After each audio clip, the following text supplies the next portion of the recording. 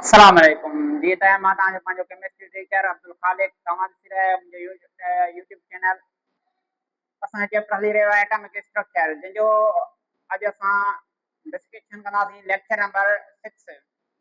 ठीकु आहे, जंहिंजो टॉपिक आहे डी ब्रोगली हाइपोथेसिस। ठीकु आहे, हिन हिकिड़ो हाइपोथेसिस ॾिनो। डी ब्रोगली साइंटिस्ट आहे उन in 1923 Louis de Broglie extended the wave particle duality to electron and proposed a hypothesis that all matter has a particle as well as wave nature at the submicroscopic level। त हिन 1923 में de Broglie scientist हुयो जंहिं छा कयो, हिन चयो त इलेक्ट्रॉन जेको आहे न असांजो, इलेक्ट्रॉन खे ड्यूअल नेचर आहे। इलेक्ट्रॉन जेको आहे असांजो, ठीकु आहे, जेको असांजो पार्टिकल आहे, ठीकु आहे, एटम जो, ठीकु आहे, त उनखे ड्यूअल नेचर आहे। उहो पार्टिकल बि आहे त उहो वेव बि आहे। ठीकु आहे, उनखे ॿई इहे नेचर्स आहिनि, वेव जी ऐं पार्टिकल्स जी। ठीकु आहे, पोइ उहे केतिरा बि सभु माइक्रोस्कोप लेवल जे लिहाज़ सां ॾिठा वञे। ठीकु आहे, सब माइक्रोस्कोप या माइक्रोस्कोप लेवल ते जेके परसां जा पार्टिकल आहिनि उनखे ॾिठो वेंदो त उहे जेके आहिनि उनखे ड्यूअल नेचर हूंदी। ठीकु आहे, त वेव जेका आहे उहा छा आहे, वेव हिकिड़ी क़िस्म जी एनर्जी आहे। ठीकु आहे, वेव असांजी हिकु क़िस्म जी एनर्जी आहे। ठीकु आहे, ऐं ॿियो हिन में इहो आहे त वेव ऐं ॿियो पार्टिकल, पार्टिकल माना मैटर। ठीकु आहे, त हिन में एनर्जी ऐं मैटर खे छो थी करे इलेक्ट्रॉन। ठीकु आहे, ऐं de Broglie combined the Einstein and Planck's equation and argued that if, ठीकु आहे, त डी ब्रोगली छा कयो, इन आइंस्टाइन जी इक्वेशन खे ऐं प्लैंक्स कांस्टेंट इक्वेशन के पाण में कंबाइन कयो। ठीकु आहे, इन ॿिन्ही फॉर्मूलनि खे पाण में कंबाइन कयो। ठीकु आहे, अल्बर्ट आइंस्टाइन ऐं प्लैंक्स कांस्टेंट जी। ठीकु आहे, त आइंस्टाइन जी जेका, ठीकु आहे, फार्मूलो आहे या इक्वेशन आहे E = mc²।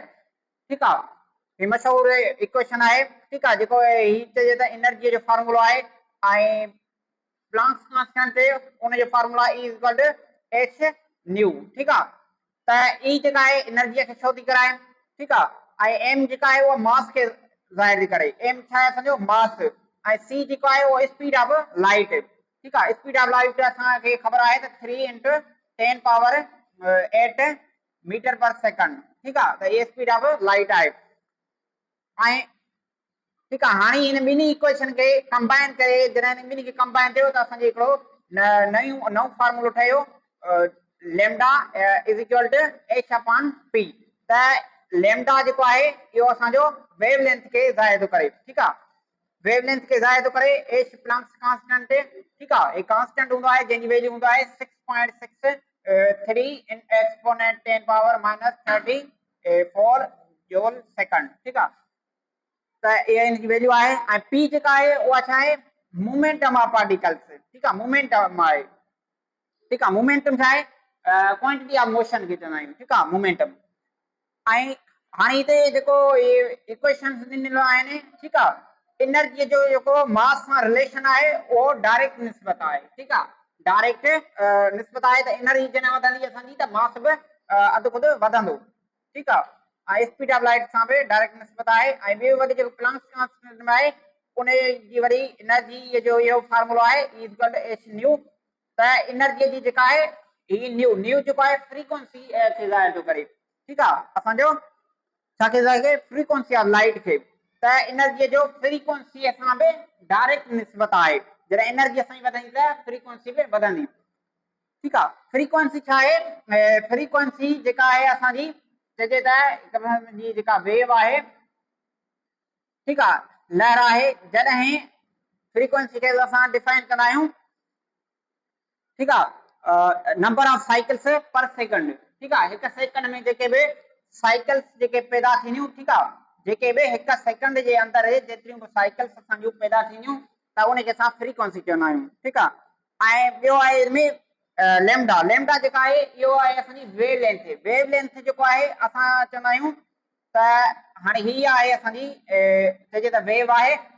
हाणे जेको हिन में थींदो आहे किरस्ट, ठीक है किरस्ट ऐं ॿियो थींदो आहे टफ ठीक है हाणे ये जेको डिस्टेंस जेको थींदो किरस्ट ऐं टफ जे विच में ठीक है डिस्टेंस थींदो त उनखे असां वेवलेंथ चवंदा आहियूं ठीक है त इहो डी ब्रोगली हाइपोथेसिस जो अॻिते असांजो डिस्कशन आहे इन ते त according de Broglie a light or any other electromagnetic wave can also accept the properties of a particle similarly a particle should also accept that properties of a wave and those two nature are exchangeable ठीक है साॻी इनमें भी point ये ही तो ॿुधाए de Broglie जे हिसाब सां लाइट आहे या को भी इलेक्ट्रोमैग्नेटिक वेव आहे ठीक आहे लाइट हुजे या का भी इलेक्ट्रोमैग्नेटिक वेव हुजे त उनखे ॿई ये प्रॉपर्टीज हूंदियूं आहिनि पार्टिकल जी भी ऐं वेव वारी भी ठीक आहे ये ॿई इनखे ये प्रॉपर्टीज हूंदियूं आहिनि जेके हिक ॿिए में छा थींदियूं आहिनि एक्सचेंजेबल थींदियूं आहिनि ठीक आहे एनर्जी जे हिक फॉर्म मां ॿिए में हिक ॿिए में एक्सचेंज मटा सटा